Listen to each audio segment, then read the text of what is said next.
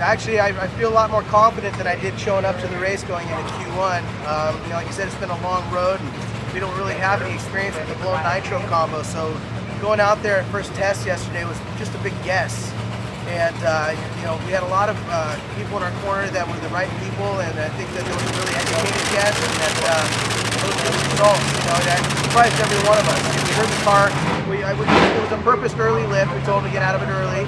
We heard him get out of it early, and so even when you get out of it early, you don't expect to see a 617 pop up on the board after getting out of it that early. So it shocked every one of us.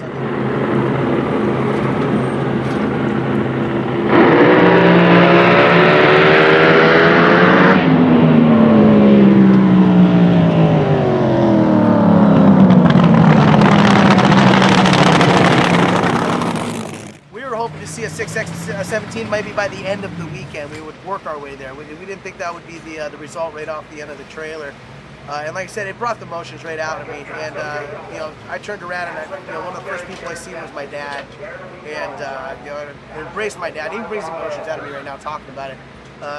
Embraced my dad in a nice long hug. Such a long hug, actually. My crew got in the truck and left without me up to the top end of the track. So I had to walk back to the pit here, which was great. It was a nice little reflection moment to walk back to the pit. But to have my dad right there when I turned around and be able to embrace him right there on the starting line was a big moment for all of us, And like I said, it kind of makes me a little emotional talking about it right now, because it just happened yesterday. This has been one of the biggest moments of our lives. Ken Bates Jr. out there on the starting line in front of his brother. I talked to him earlier. They said they're just going to make a checkout pass.